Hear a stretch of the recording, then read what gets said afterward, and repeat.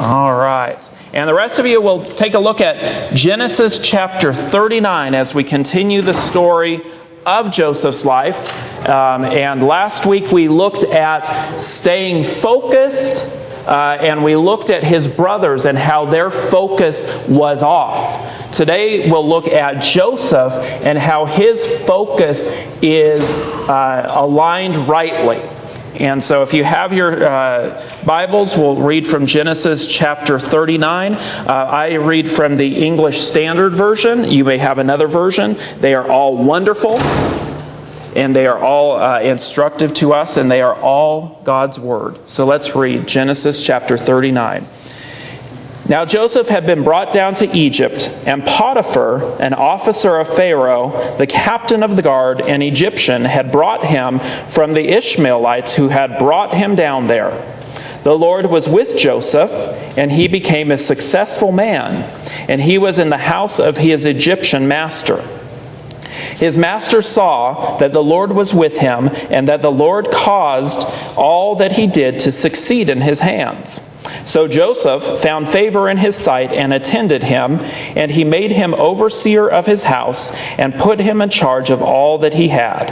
From the time that he made him overseer in his house and over all that he had, the Lord blessed the Egyptian house for Joseph's sake.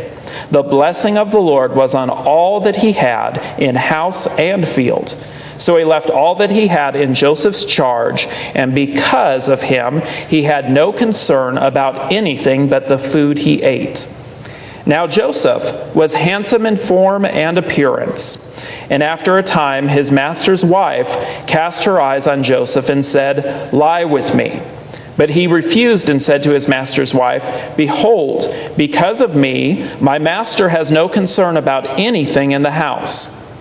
And he has put everything that he has in my charge.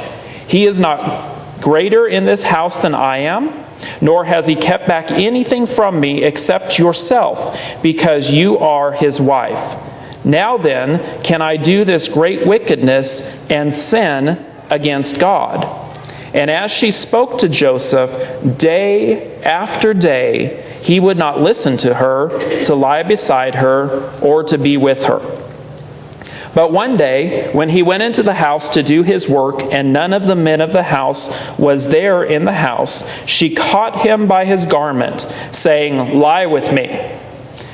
But he left his garment in her hand and fled and got out of the house. And as soon as she saw that he had left his garment in her hand and had fled out of the house, she called to the men of her household and said to them, "See, he has brought among us a Hebrew to laugh at us. He came in to me to lie with me, and I cried out with a loud voice. And as soon as he heard that I lifted up my voice and cried out, he left his garment beside me and fled and got out of the house." Then she laid up his garment by her until his master came home. And she told him the same story, saying, "The Hebrew servant whom you have brought among us came in to laugh at me. But as soon as I lifted up my voice and cried, he left his garment beside me and fled out of the house." As soon as his master heard the words that his wife spoke to him, "This is the way your servant treated me," his anger was kindled. And Joseph's master took him and put him into the prison, the place where the king's prisoners were confined, and he was there in prison. But the Lord was with Joseph, and showed him steadfast love, and gave him favor in the sight of the keeper of the prison. And the keeper of the prison put Joseph in charge of all the prisoners who were in the prison. Whatever was done there, he was the one who did it. The keeper of the prison paid no attention to anything that was in Joseph's charge, because the Lord was with him. And whatever he did, the Lord made him succeed.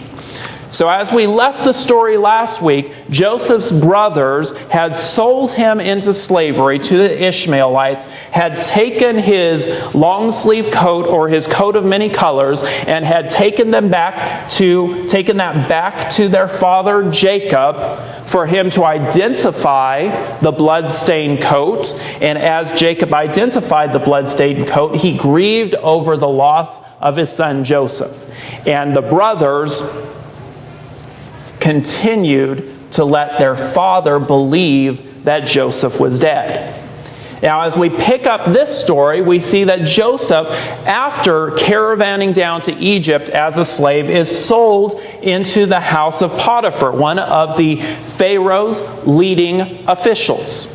And as he is sold into that house, he will have to do the work of a slave. But we see that he soon excels in his work. And this is going to be something that we see throughout the story of Joseph. Whatever he does successfully.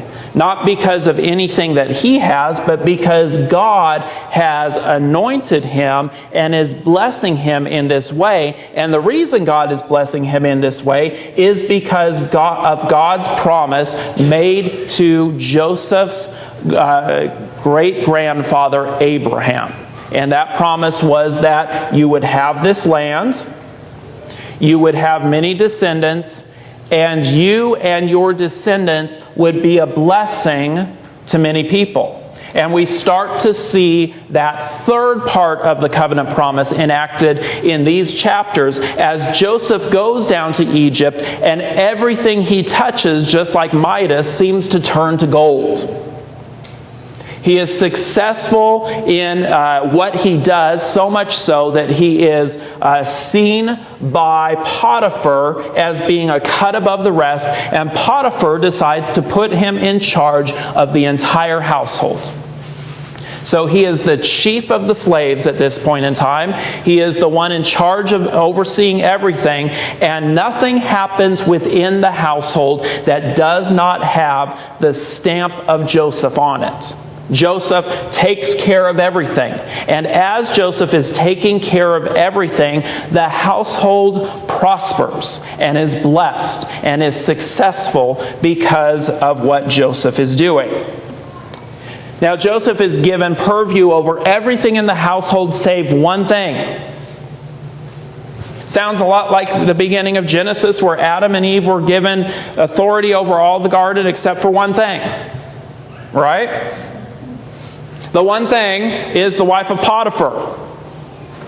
He, after all, says, "She is my wife. You are not to touch her." And Joseph respects that. But as Potiphar's wife begins to look at Joseph, she sees that he has many admirable traits. She sees that he is a handsome man, and her desire begins to turn toward him. Just as earlier in Genesis, the story of Cain and Abel, when Abel's sacrifice was acceptable to the Lord, Cain began to have desire that was turned away from the Lord. It led to terrible troubles, and here we see that Potiphar's wife's desire turns dangerous. And so she hatches a plot. She sees this young man, she sees how successful he is, and she decides she wants him. And since she is the lady of the household, she figures that she has a leg up on the situation and that she will be able to easily seduce him.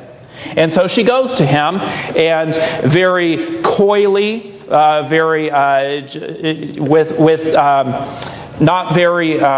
she's not very subtle, just says, "Hey, lie with me."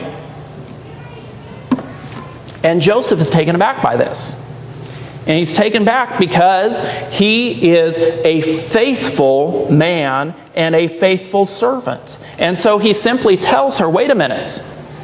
Your husband," remember that guy Potiphar? "Your husband, the one you made a vow to, that man has put me in charge of everything, but he has said there is one thing in this house that you are to stay away from, and that is you, young missy.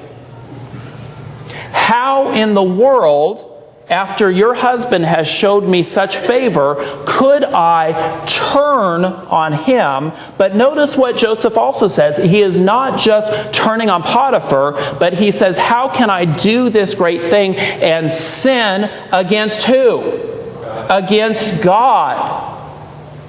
Joseph understands, because his focus, laser beam focus, is not on the things around him and the situation around him. His laser beam focus is on God. And so what Joseph sees, just as David sees 1,000 years later after he has sinned, committing adultery and murder, when it is brought to his attention, David says, forgive me, because against you and you alone, God, have I sinned. We know that's not true. David sinned against Bathsheba. David sinned against Uriah. David sinned against his whole nation. But David recognized that the greatest sin, the most egregious of his sins, was against God himself. And so he asked and prayed for atonement for that. Here Joseph, without sinning, sees the danger. He sees and sets up a roadblock and says, no, because I cannot sin against God. Well, people in power sometimes get really upset when someone under their authority and power speaks up or stands up against them. And such seems to be the case with Potiphar's wife, because instead of just simply saying, all right, that's good, she continues to pine away and plot and plan to seduce Joseph into her bed. And she finally gets the perfect opportunity. Now, the Bible tells us that one day Joseph goes in to do his work as he would any other day, and all the men of the household are gone. We don't know how that happened, if it just happened that the timing sent them out somewhere, or if Potiphar's wife sent them all away. It's quite possible that she sent them all away so that she could continue her seduction of Joseph. Regardless of what happens, Joseph goes into the house and finds that he is alone with her. And he knows that that is bad news. Sometimes we have to set up parameters that we will not cross. You know, Billy Graham, early in his ministry, knew that the most dangerous thing, the most damning thing that could happen to his ministry would be if he were caught in a sinful situation. And so he set up boundaries and parameters early in his ministry. And one of them was that he would not be with a woman who was not his wife, his mother, or his daughter alone in any situation. And he took that to such a level of commitment that if he were in an elevator and there was a woman a woman came into the elevator and they were the only two in there, he would get out of the elevator. Joseph and Billy Graham understood that you have to set up parameters. There have to be guidelines and lines that you will not cross. Because guess what?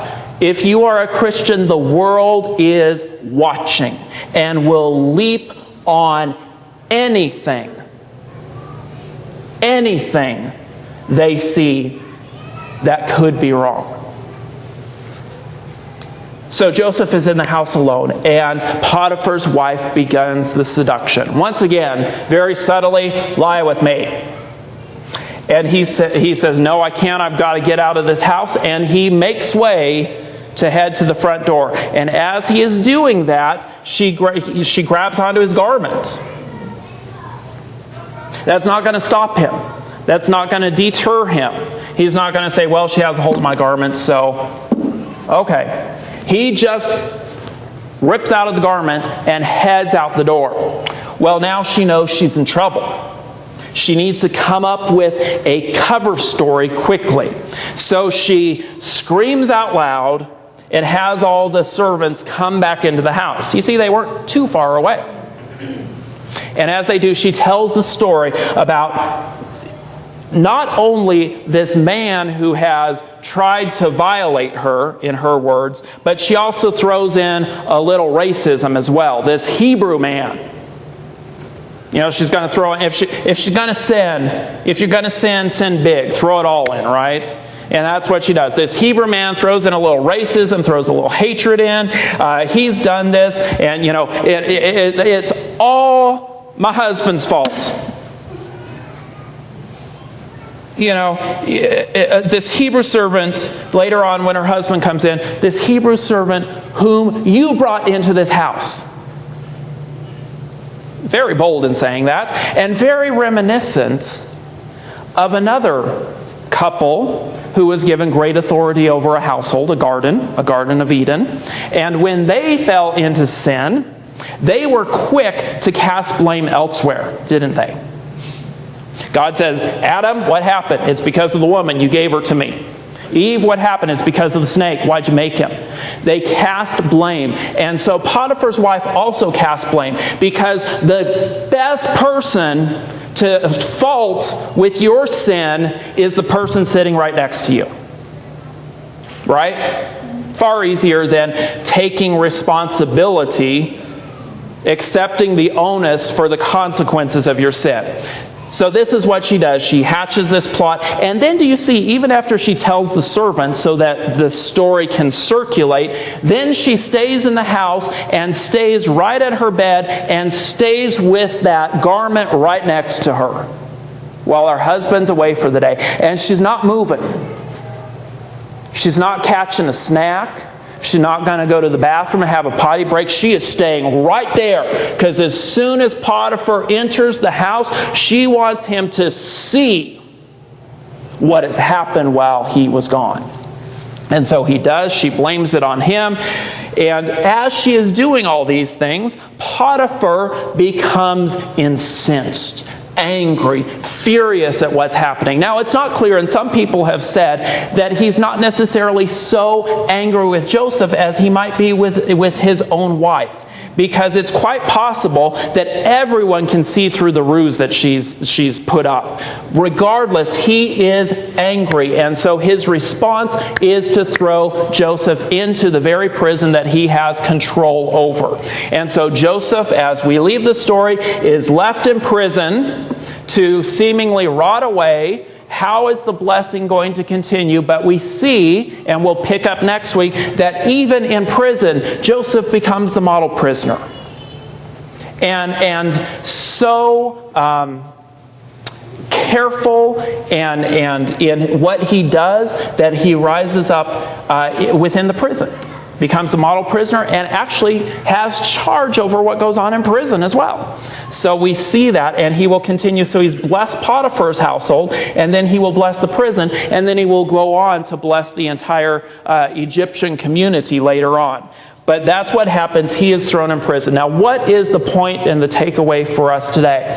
I think the primary thing we can take away from this is that focus. Last week we talked about how the brothers' focus drifted away from God and was directed toward Joseph. They lost sight of the thing they should have been looking at. Here we see that Joseph's focus does not shift.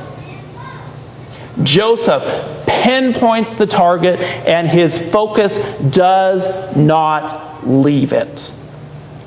Despite the things that are going on around him, his sole focus is on God. And people, we are in jeopardy of our focus shifting away from God and being tempted by the Potiphar's wives of our lives. And our culture does nothing to help us achieve success. In fact, our culture wants us to fail.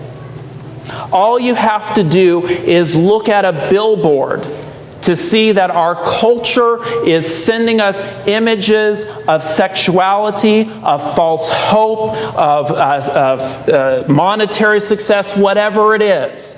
And our culture can shift our focus. The things that we watch, the things that we do, the things that we read, all of this has an impact on us.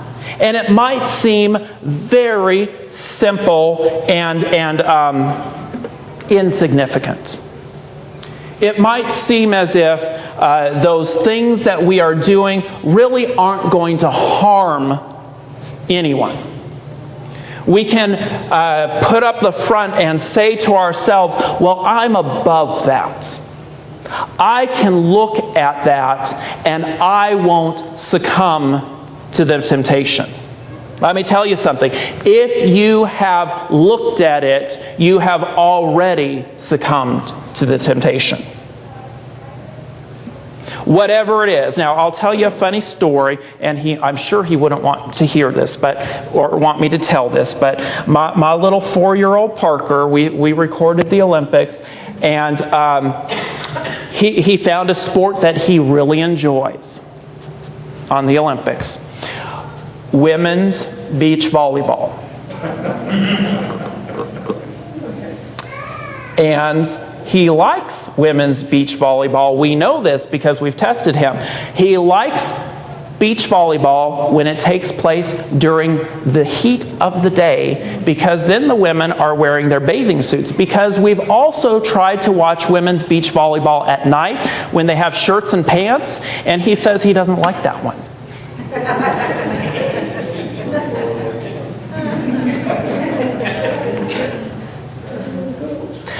Now we're in a pickle because he's seen it, he likes it. We unwittingly, unknowingly, just we've created a monster. Okay, here's the thing: we can act like 4-year-old boys watching women's beach volleyball. For us, it might be women's beach volleyball. For us, it might be going to a strip club, seeing an R-rated movie. It could be going to see the Chippendales dancers. It could be just having that 12-month calendar with those really well-built firemen that are hanging up in your room. Whatever it is, we can very quickly and easily become like a 4-year-old boy. And we can say and justify it and say, it doesn't tempt me. It doesn't matter. I'm above that. How many people have lost their families, their children, their businesses, their entire life because they said, I am above that?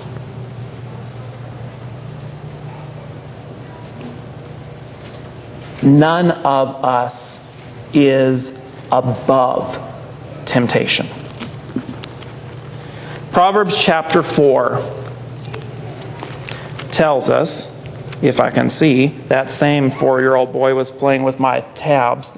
Get things quickly. Anyway, Proverbs chapter 24 says, starting in verse 24, put away from you crooked speech and put devious talk far from you. Let your eyes look directly forward and your gaze be straight before you. Ponder the path of your feet, then all your ways will be sure. Do not swerve to the right or to the left. Turn your foot away from evil. The Proverbs give us sound wisdom in what to do. And it is not to traverse the path for a while and then try to come back. It is to never go down that path.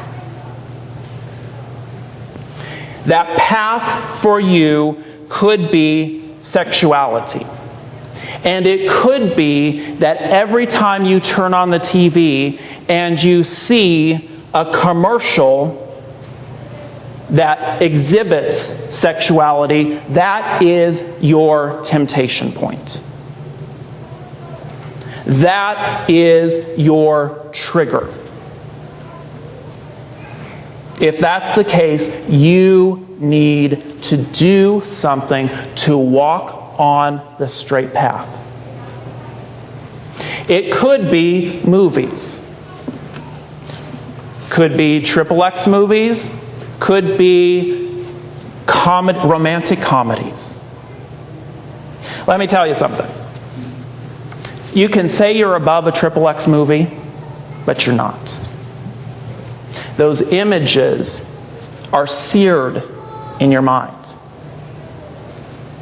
If you are in a relationship with someone, in a marital relationship, and you say, it's okay, we just view them for whatever, you're lying.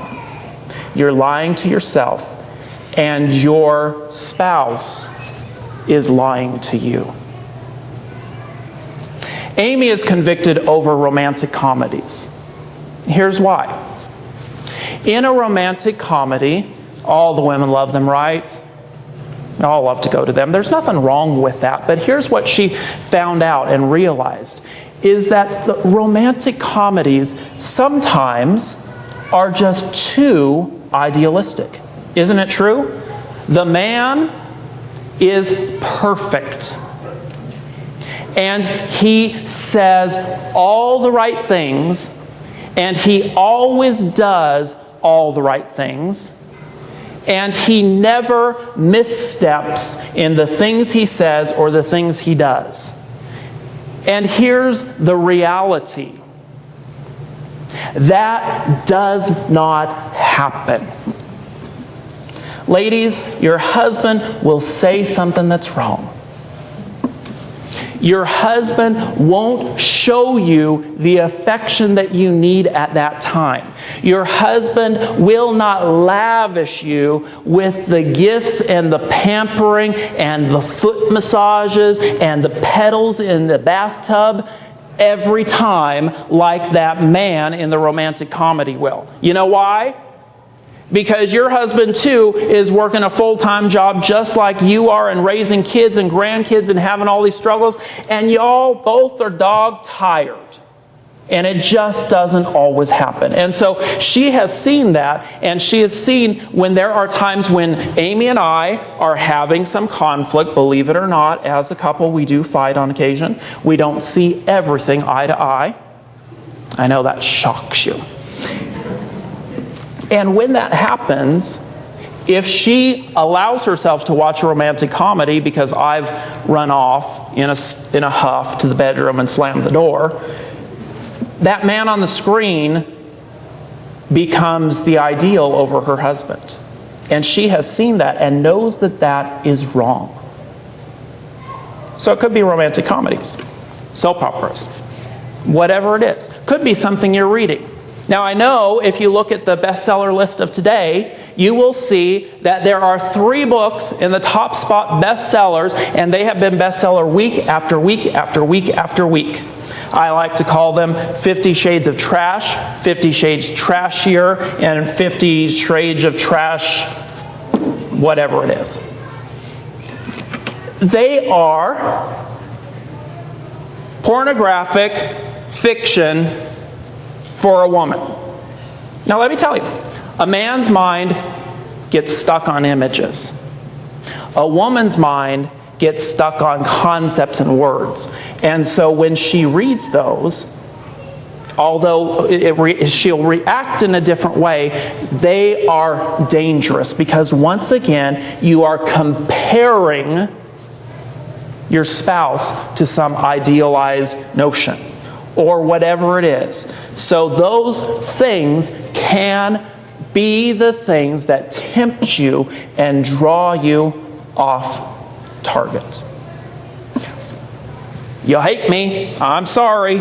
Romance novels, they do the same thing. Guys, Popular Mechanics can do the same thing to you. Your temptations are different, whatever they are, but these things do have an impact.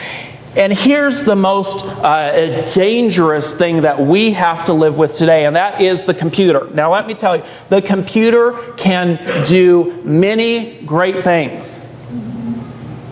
We use the computer to teach our kids skills, to educate our kids, and they can do lots of things on them. But they can also be dangerous to us in a number of ways. First of all, they can suck our attention away from real life. We can find that we are spending so much time on the computer that we neglect spouse, family, work, whatever it is. And there are times when I have found myself caught in that trap. And there are evenings when Amy's on her laptop and I'm on my laptop, and the evening passes, we go to bed, and we really haven't talked to each other at all. But we've spent time catching up with friends, writing emails, playing games, looking on Facebook, Twitter, whatever it is, and we have not connected with each other. It's a real danger. And I love Facebook. I do. I'm on Facebook. There are times when I take vacations from Facebook, because one time, I'll tell you, I'll be honest. One time Amy said, "What are you looking at on your phone?" I said, "Oh, I'm just checking my Facebook, see what people are saying." And she said, "You spend more time looking at that than you do looking at us." And I knew then that it was a time for me to go into a season where I did not look at Facebook. And so I'm trying to regularly do that now. Because if I don't, my temptation is to get overwhelmed in that. But the computer has a great degree of potential to set us off focus. Some of the computer games and all of those can really set us off focus, whatever it is. Now, if you are my Facebook friend, you need to know this. If you play games, I have blocked your games because I don't want to play them. I just don't have time in my life. I'm not saying that my time is any more valuable than your time, but I have found that I will get hooked on something and I can't put it down. And so a game can be that for me. And so I just choose to block them all. So if you're my Facebook friend and you send me your request, I don't get them because I blocked them. Don't hate me for that. I like your statuses. I like your family pictures. I just don't care for your games. But there are some games out there that can really be a trap. There's Facebook has one, I think it's on Twitter too, The Ville. And in The Ville, you create this alternative reality. And you can have relationships with all kinds of people. You can have friendships. The friendships can turn into love. You can have cyber relationships with people. Now here's what I'll say. I know that those are all pretend. I know that. I understand that. So when you are hooking up with someone else who's not your wife, who's not your husband, I understand it's just a game. But you need to understand me. If you are hooking up in the cyber world, it is just a small step before your mind starts to say, what would happen if? What if she weren't my wife? What if I could find fulfillment in someone else? And it just takes that one step before you have moved from just a thought to start to plan to act upon it. Now, the Ville is a simple thing, and it's a pretend world, I understand. But the computer also has things that are not pretend, where people can find ways to cheat on their spouses. It's a small step from a game to looking at one of those websites. You may not think that. You may say, Lance, you're crazy and you're operating on a slippery slope there because that's not going to happen. It can happen in an instant. Joseph's focus was on God.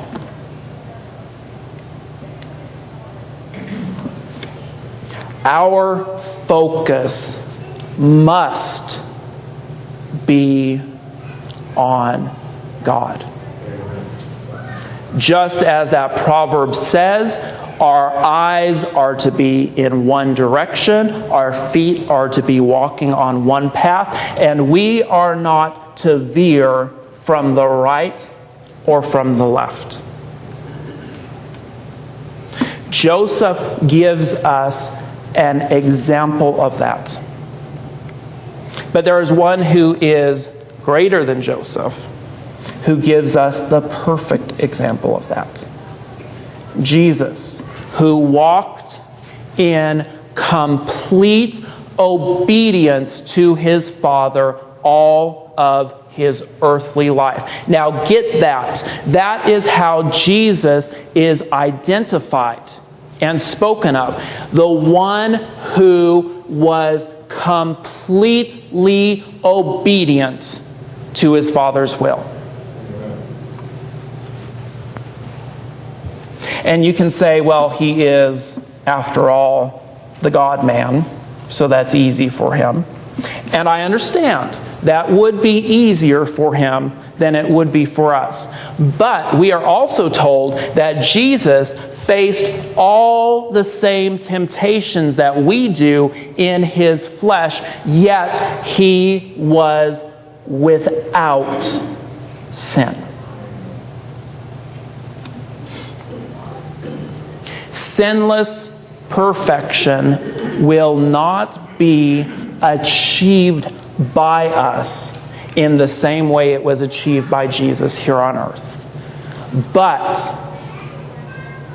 our growth and progression should be that day by day, week by week, year by year, we are more often than not walking as Jesus walked than walking as Potiphar's wife walked. He is worth having a single-minded focus.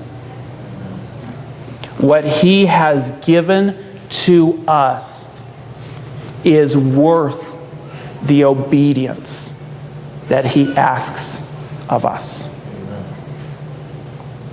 And we need to be single-minded, laser-focused on him and only him. Let's pray.